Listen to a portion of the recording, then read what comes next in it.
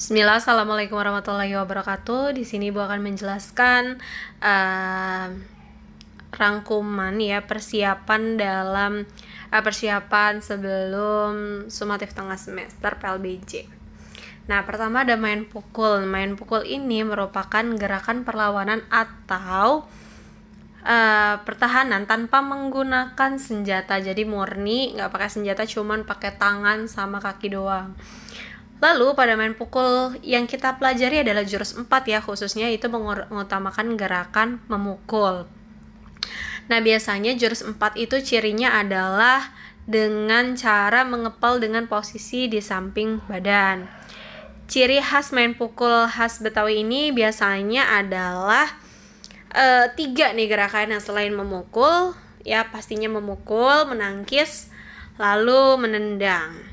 Nah, main pukul ini biasanya diadakan pada saat palang pintu. Kalau misalkan orang mau menikah, biasanya kan laki-laki, ini di adat Betawi ya, laki-laki yang kalau mau bertemu sama perempuan dalam pernikahan, maka harus melewati sesi palang pintu. Nah, di dalam pintu ada serangkaian main pukul begitu. Fasilitas umum selanjutnya ya yang kita bahas. Fasilitas umum ini sebenarnya banyak, tapi yang ibu akan berikan penjelasan hanya 3. Yang pertama ada pelabuhan. Nah, di pelabuhan ini biasanya tempat berupa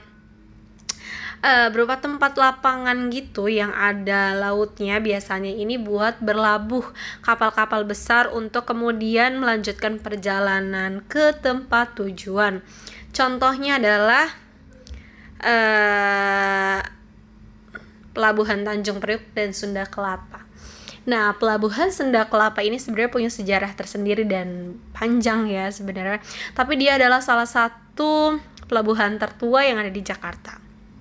Selain itu yang masih aktif adalah Pelabuhan Tanjung Priuk.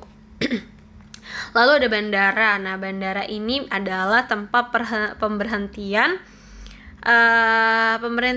dan penaikan penumpang pesawat udara ya, baik ketika mau mendarat atau lepas landas. Contohnya adalah Bandara Soekarno-Hatta dan Bandara Halim Perdana Kusuma yang ada di Jakarta Timur. Sebenarnya Bandara Soekarno-Hatta itu berada di perbatasan antara Jakarta sama Tangerang. Lalu kalau misalkan Bandara Soekarno-Hatta juga dapat melayani penerbangan kalau misalkan kalian mau keluar kota domestik ya, atau mau keluar negeri, bisa itu di Bandara Soekarno-Hatta.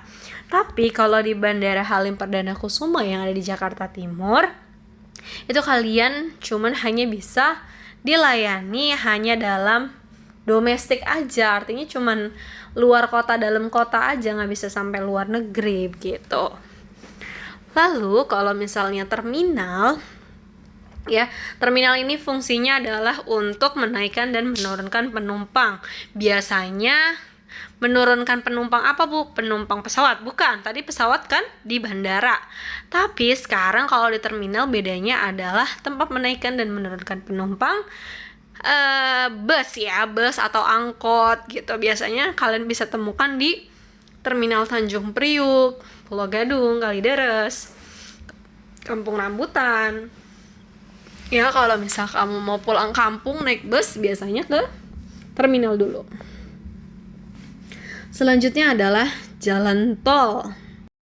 Biasanya kalau misalnya kamu mau pergi naik mobil itu kan, biasanya supaya cepat lewat jalan tol aja.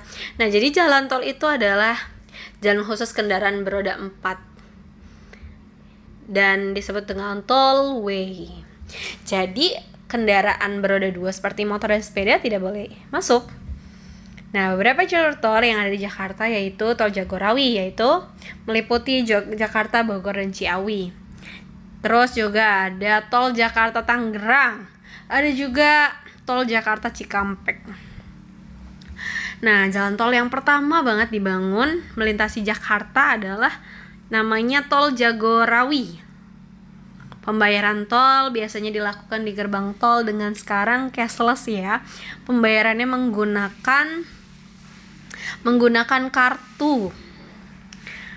Lalu manfaat adanya jalan tol itu kita jadi lebih bisa menghemat waktu, karena jalan tol biasanya identik sama jalanan yang lancar.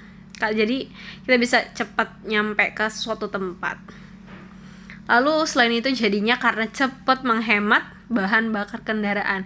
Karena jalan tol itu bisa disebut dengan jalan pintas ya, jalan cepet lah gitu. Harusnya jalannya jauh kalau nggak ada jalan tol, tapi ketika ada jalan tol kita bisa jadi lebih cepat. Jadinya ya menghemat bahan bakar. Terus biasanya di jalan tol juga jarang banget terjadinya adanya kecelakaan lalu lintas. Kenapa? Karena biasanya banyak rambu-rambu lalu lintas yang mengatur. Lalu juga membuka lapangan pekerjaan bagi warga sekitar. Nah, selanjutnya adalah hidroponik. Nah, tanaman hidroponik ini adalah cara menggunakannya biasanya menggunakan pemanfaatan air. Ya, hidro itu artinya air. Nah, tanaman hidroponik ini diletakkan di tempat yang mudah terkena sinar air. Supaya apa? Supaya cepat terjadinya fotosintesis. Pemanfaatan tanaman hidroponik ini biasanya juga buat supaya tempatnya nggak memerlukan lahan yang luas. Kamu bisa lihat nih di sini. Biasa cuma pakai botol-botol ya di air gitu. Terus ini bisa disusun-susun, jadinya sangat menghemat tempat. Karena kota Jakarta itu sangat cocok ditanam di Jakarta, karena di Jakarta itu banyak banget yang namanya rumah penduduk, sehingga untuk space tanaman nggak punya. Nah, ini cocok banget buat rumah kita yang ada di Jakarta. Terus juga menghindarkan hama. Hama itu penyakit tanaman ya. Maka perlu menggunakan alat dan bahan yang khusus. Nah, media semainya yaitu rock wool.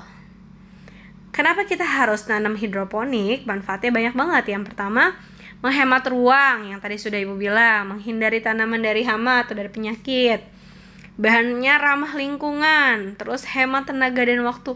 Kita nggak perlu effort yang gimana-gimana supaya kita bisa menuai apa yang sudah kita tanam. Tapi ini cuman beberapa bulan, misalnya kita udah bisa manen kangkung gitu. Nah, terus menghemat pengeluaran keluarga.